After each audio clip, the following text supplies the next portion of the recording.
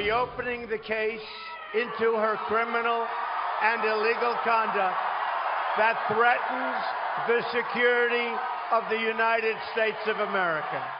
Donald Trump earlier tonight, moments after the FBI announced that it is now reopening the investigation into Hillary Clinton's email server. Joining us now, the author of the best-selling book, Treason, former Speaker of the House, Fox News contributor Newt Gingrich. Mr. Speaker, good to see you. I know you're in Woodstock, Georgia. You had a big crowd tonight like you have been having all around the country. Let me get your general thoughts on this.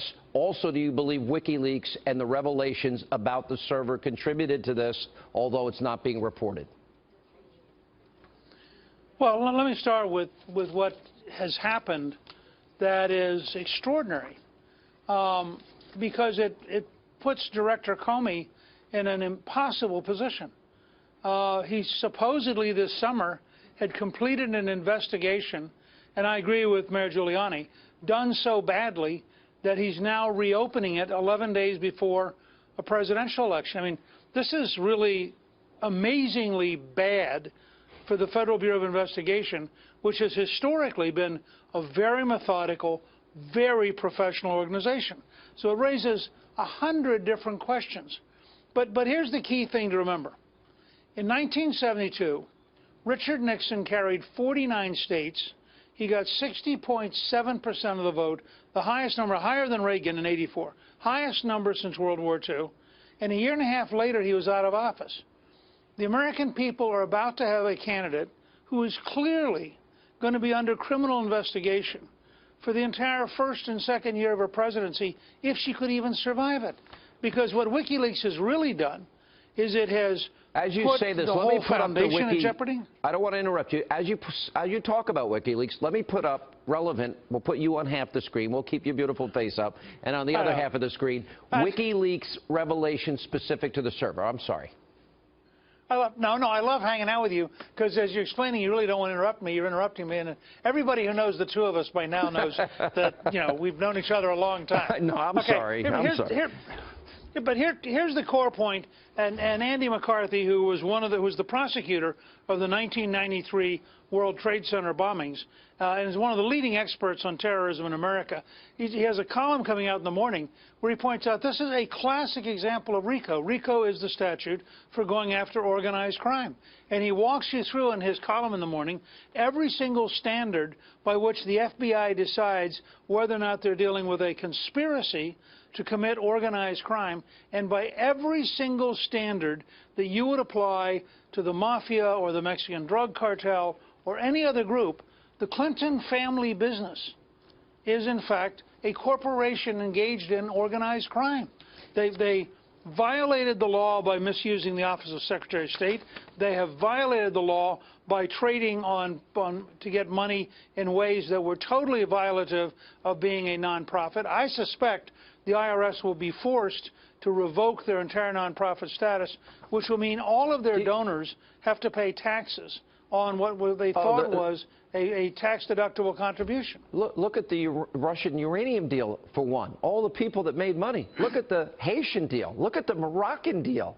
I mean, look at the AP pointing out that 55% of individuals that had access to then Secretary of State Hillary Clinton are all donors or all people that pledged.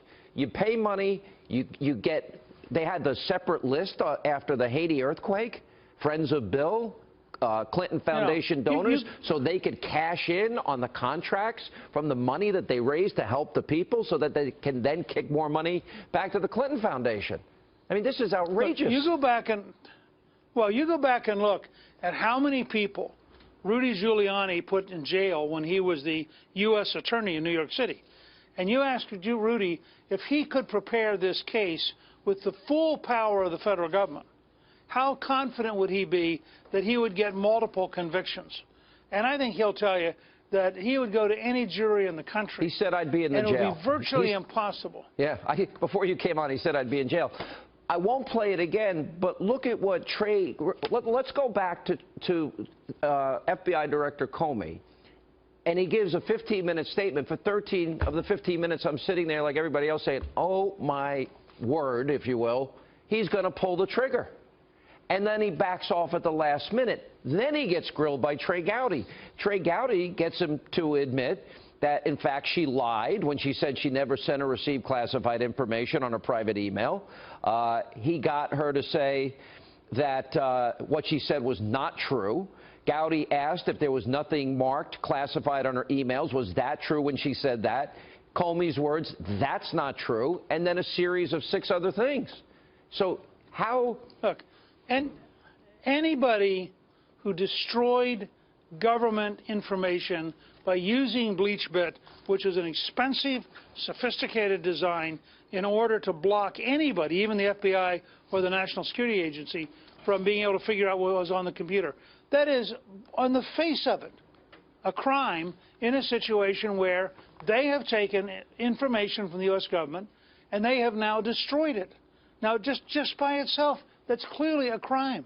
And you cannot make any reasonable argument that Hillary Clinton and Bill Clinton are not engaged in a series of crimes which, for anybody else, would blow up. And, of course, what's now happened, and you asked me earlier what I think, the truth is, as you point out, I just have a new novel out. If I were a novelist and I tried to write that the case was almost stopped, and then Anthony Weiner's sex problems with a 15-year-old in North Carolina gets the FBI to look at Anthony Weiner's material, and they discover, looking at his material, that his wife, Huma Abedin, has thousands and thousands of emails, I believe it. which I suspect, oh, I do, I think it was commingled on the home computer. I think that's, and I think that's a strong agents, possibility, and that's what's being reported. But I also think there's a WikiLeaks component here, and I think that James Comey realized this was going to be the single most embarrassing scandal in the history, not only of the FBI, but electoral politics, and he used that opportunity to reopen it to save face, because he probably realizes what WikiLeaks has is devastating to his decision-making. Right or wrong? I think that's right, and I think all of us should join John Podesta in demanding that the FBI release everything by Monday. I mean, why shouldn't the American people see all of these emails? Everyone. Everyone, absolutely. I mean, Hillary has assured us that none of them involve secrets, right. So let's take her at her word. None of them involve secrets. They're all about They should release every single email by Monday. Yeah, that's all they're about. All right.